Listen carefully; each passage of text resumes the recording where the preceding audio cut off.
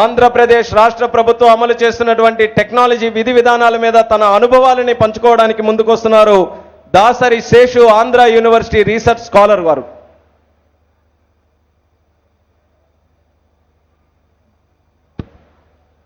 సభాధ్యక్షులు, ప్రియతమ ముఖ్యమంత్రి శ్రీ నారా చంద్రబాబు నాయుడు గారికి, మా యువ కిషోరం కొత్తగా మంత్రిగా బాధ్యతలు చేపట్టి జలం ఉంటేనే జనం జీవం, జలం లేకపోతే జనం లేరు జీవం లేరు అని టోల్ ఫ్రీ నంబర్ తోటి వచ్చి రాగానే జలం యొక్క జల సమస్యను పరిష్కరించినటువంటి మా యువనేత నారా లోకేష్ గారికి, మిగతా పెద్దలందరికీ, అదేవిధంగా నేల ఈనిందా ఆకాశం చిల్లు పడిందా అనేటువంటి విధంగా ఆర్కే బీచ్లో అక్కడ పోటెత్తుతున్న సముద్రం, ఇక్కడ ఆంధ్ర యూనివర్సిటీ గ్రౌండ్స్ లో మహానాడులో ఉప్పొంగే యువ కెరాటం, రండి తరలి రండి కదలి రండి ముందుకు రండి జెండా పట్టి జై జై కొడదామంటూ వచ్చినటువంటి తెలుగుదేశం పార్టీ కుటుంబ సభ్యులందరికీ నా యొక్క హృదయపూర్వక ధన్యవాదాలు తెలియజేసుకుంటూ, మరి సుపరిపాలన, సాంకేతిక విజ్ఞాన వినియోగం, అవినీతి అరికట్టడం, అదేవిధంగా శాంతి భద్రతలతోటి సురక్షితమైన ఆంధ్రప్రదేశ్ అనే టాపిక్ మీద నాకు అవకాశం ఇచ్చిన పెద్దలందరూ తెలియజేసుకుంటూ, చాలా సింపుల్గా బ్రీఫ్గా నాకు ఇచ్చిన టైంను ఉపయోగించుకుంటూ ఆయన చేసినటువంటి కొన్ని కార్యక్రమాలు మీ ముందుంచబోతా ఉన్నా. మరి ఈరోజు ఇదే విశాఖపట్నంలో ఆంధ్ర యూనివర్సిటీలో 8 ఏళ్లుగా ఇక్కడ ఉంటున్నా. హుదూద్ ముందు విశాఖపట్నం చూసాం, హుదూద్ తర్వాత విశాఖపట్నం చూసాం. హుదూద్ ముందు ఎవరైనా విశాఖపట్నం చూసినప్పుడు కేవలం సుందరమైన నగరంగానే అందరికీ అనిపించేది. హుదూద్ వచ్చిన సమయాన చూస్తే ప్రతి ఒక్కరికి కూడా మనసు కకలావికలం అయిపోయి బాధాదత్త హృదయాలతో ఏమిటి విశాఖపట్నం ఇలా అయిపోయిందని చెప్పేసి అందరూ బాధపడతా ఉన్నారు. అలాంటి సమయంలో అమెరికా ప్రపంచ దేశాలకు అగ్రరాజ్యం, అక్కడ శాండీ తుఫాన్ వస్తే శాండీ తుఫాన్ నుంచి కోలుకోవడానికి వాటర్ సప్లైకి పవర్ సప్లైకి అమెరికా అగ్రరాజ్యానికి 4 రోజులు పడితే మన నేత, మన ప్రీతమ ముఖ్యమంత్రి నాయకులు నారా చంద్రబాబు నాయుడు గారు కేవలం వారం రోజుల్లో వాటర్ని పవర్ని తీసుకొచ్చిన కనుక ఎవరైనా ఉన్నారంటే అది ఒక ముఖ్యమంత్రి గారికి చెల్లిందని చెప్పి తెలియజేసుకుంటా ఉన్నా. అప్పుడు ఏ టెక్నాలజీ లేదు.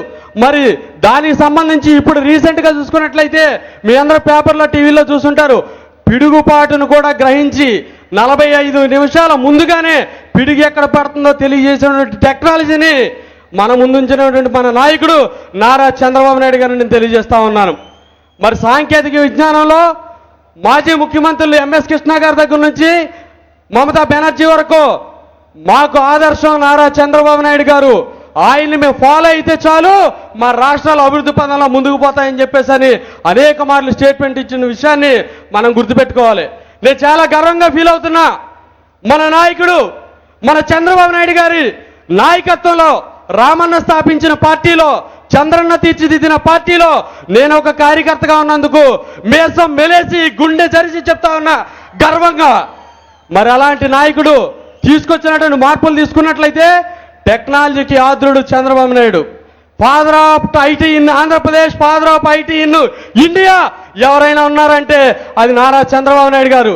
ఆయన 95లో ముఖ్యమంత్రిగా బాధ్యతలు చేపట్టినప్పుడు హైదరాబాద్ పరిస్థితి మనం చూసుకుంటా ఉన్నాం.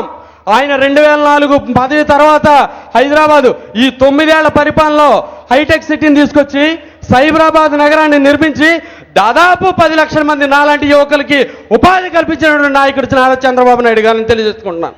అదేవిధంగా మరి 2014లో విభజన తర్వాత ఒక అడ్డగోలు విభజన చేసి ఆంధ్రప్రదేశ్ని కూర్చోవడానికి కుర్చీ కూడా లేకుండా ఆంధ్రప్రదేశ్ని ఇస్తే మరి ఆయన చేసినటువంటి కార్యక్రమాలు ఒక్కసారి చూసుకున్నట్లయితే ఇటీవల కాలంలో సార్ రాకేష్ అని పార్టీ ట్రైనింగ్ సెంటర్ కోఆర్డినేటర్ మన లోకేష్ బాబు గారు ఇక్కడ వైజాగ్ పార్టీ ఆఫీస్ ఓపెనింగ్కి వస్తే బండి బయట పార్క్ పెట్టేసి లోపలికి వెళ్ళాం.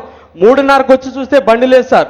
3:30కే 3 టౌన్ పోలీస్ స్టేషన్కి వెళ్ళి బండి కంప్లైంట్ ఇస్తే 4:10కి మా బండి 35 నిమిషాల్లో బండిని తీసుకొచ్చి రికవరీ ఇచ్చారు.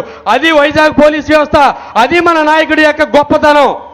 అదేవిధంగా ఇంకో చిన్న ఎగ్జాంపుల్ సార్, బీచ్ రోడ్లో లా కాలేజీ స్టాఫ్ సత్యారావు అని ఒక అతను ఉన్నారు సార్. వాళ్ళ కుర్రోడు ఇక్కడ ఇంజనీరింగ్ కాలేజీలో బీటెక్ చేస్తున్నాడు. బీచ్కి వెళ్ళి బండి డిక్కీలో ఒక ఫోను అవన్నీ కూడా పెట్టి తాళం తీయడం మర్చిపోతే బండి వేసుకెళ్తే సీసీ ఫుటేజ్ తీసుకుని ఒక్క రోజులో మొత్తం అన్ని రికవర్ చేసి ఇచ్చినటువంటి ఘనత ఇక్కడ వైజాగ్ పోలీస్ వ్యవస్థకు ఉందంటే వారిని నడిపిస్తున్నటువంటి గొప్ప మహా దార్శనికుడు మన చంద్రబాబు నాయుడు గారని నేను ఒకసారి తెలియజేసుకుంటా ఉన్నా. అదేవిధంగా ఆయన కూడా చూసుకున్నట్లయితే ఉత్తరాఖండ్లో వరద వస్తే అపోజిషన్లో ఉన్నా కూడా మన నాయకుడు అక్కడ వాళ్ళని సేవ్ చేసి తీసుకొచ్చాడు. అదేవిధంగా 2004 ముఖ్యమంత్రిగా ఉన్నప్పుడు ఒరిస్సాలో వరదలు వస్తే దేశం అంతా కూడా ఎక్కడికి ఎలా వెళ్ళాలి ఫుడ్ సప్లై ఇవ్వడానికంటే మన నాయకుడు దారి చూపించాక ఒరిస్సాలో ఉన్నటువంటి వ్యక్తులకు కూడా ఫుడ్నిచ్చినటువంటి వ్యక్తి ఎవరైనా ఉన్నారంటే ఓన్లీ 2 minutes తొందరగా కంప్లీట్ చేయమా. Thank you sir. అదేవిధంగా టెక్నాలజీ చూసుకుంటే ఇప్పుడు అన్ని రకాలుగా కూడా ఆన్లైన్ ఇస్తా ఉంది. ఇంతకుముందు సార్ మేము ఏపీఎస్సీలో ఎగ్జామ్స్ రాస్తే ఎగ్జామ్ డేట్ ఇచ్చిన దగ్గర నుంచి 6 నెలలకి ఎగ్జామ్ పెట్టారు. 6 నెలల తర్వాత సంవత్సరం అయినా రిజల్ట్ వచ్చేది కాదు. ఈ రోజున ఏపీఎస్సీని ప్రక్షాళన చేసి మీరు టెక్నాలజీని వాడి ఆన్లైన్ ద్వారా ఎగ్జామ్స్ పెట్టి రాసిన వారం రోజుల్లో కీ ఇస్తే 10 రోజుల్లో రిజల్ట్ ఇచ్చేటువంటి ఏకైక నాయకుడు ఎవరైనా ఉన్నారంటే మరి నారా చంద్రబాబు నాయుడు గారు. మేమందరం తిరిగాం, బాబు వస్తే జాబ్ వస్తుందని. ఎస్, ఈ రోజు దాదాపుగా ప్రైవేట్ రంగంలో కానీ ప్రభుత్వ రంగంలో కానీ 3.5 లక్షల ఉద్యోగాలు వచ్చినాయి అంటే అది మీ యొక్క ఘనత సార్. దానికి మేమందరం కూడా మీకు పాదాభివందనం చేసుకుంటా ఉన్నాం సార్. అదేవిధంగా ఇక్కడ మనం చూసుకున్నట్లయితే నీరుకి సంబంధించి ఎవరండి పంటలు ఎండిపోతుంటే రెయిన్ గన్స్ తోటి పంటలు కాపాడేటువంటి వ్యక్తి దేశంలో ఎవరైనా ఒక్కడున్నారో చూపించండి అని నేను అడుగుతా ఉన్నా. పంటల్ని కాపాడటానికి రెయిన్ గన్స్ ఎవరైనా ఉపయోగించి పంటలను కాపాడే నాయకుడు కానీ నాదుడు కానీ ఉన్నాడా అని నేను అడుగుతా ఉన్నా. దాన్ని కూడా ప్రతిపక్షాలు రాద్ధాంతం చేస్తా ఉన్నాయి. వాళ్ళకి నేను ఒకటే చెప్తా ఉన్నా, ఎక్కువ ఉన్నప్పుడు స్విమ్మింగ్ పూల్లో స్నానం కూడా చేయొచ్చు. మనిషికి అపాయం ఉందంటే, ప్రాణాపాయం ఉందంటే 1/2 గ్లాసు చాలు మనిషిని కాపాడడానికి. ఒక రెయిన్ గన్ తోటి గుప్పెడు నీళ్లు మొక్కకు పోస్తే మొక్కలు పోతుంది అనే విషయం కనీస జ్ఞానం ప్రతిపక్ష నేత లేకపోవడం దారుణం, దౌర్భాగ్యం అని నేను తెలియజేసుకుంటా ఉన్నాను సార్.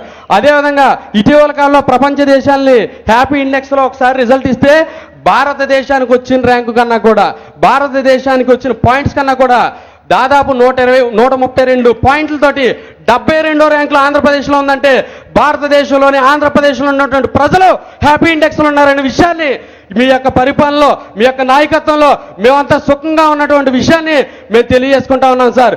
ఎక్కడన్నా చిన్న విషయం జరిగితే చాలు ఈ ప్రతిపక్ష నాయకుడు కేవలం అన్నిటిని అడ్డుకోవడానికి వెళ్తాడు తప్ప ఎక్కడ అభివృద్ధికి ఉండడు. పట్టిసీమను వ్యతిరేకించాడంటే, పోలవరాన్ని వ్యతిరేకిస్తున్నాడంటే, అమరావతిని వ్యతిరేకిస్తున్నాడంటే ఇంత దౌర్భాగ్యమైనటువంటి నాయకుడు ఇంకెవరికైనా ఉంటాడని నేను ఒకసారి ప్రశ్నిస్తూ, సార్ మాట్లాడడానికి చాలా ఉంది కాకపోతే సమయభావం చాలా ఉంది కాబట్టి మరి నేను ఇక్కడితోటి ముగించేస్తూ మనందరం కూడా ఒకటే నినాదం, ఒకటే మాట, ఒకటే బాట. రండి కదలరండి యువతరమా నవతరమా, తెలుగుదేశం పార్టీ జెండా పట్టి 2014 నుంచి 19 నుంచి 24 నుంచి 50 వరకు మనమే అధికారంలో ఉండేలాగా మీ అందరూ కూడా కృషి చేయాలని కోరుకుంటూ నాకు ఈ అవకాశం ఇచ్చినటువంటి ప్రతి ఒక్కరికి కూడా పేరు పేరున ధన్యవాదాలు తెలియజేసుకుంటూ నా హృదయపూర్వక ధన్యవాదాలు తెలియజేసుకుంటున్నాను సార్. ధన్యవాదాలు. Thank you. థ్యాంక్ యూ మా, థ్యాంక్ యూ.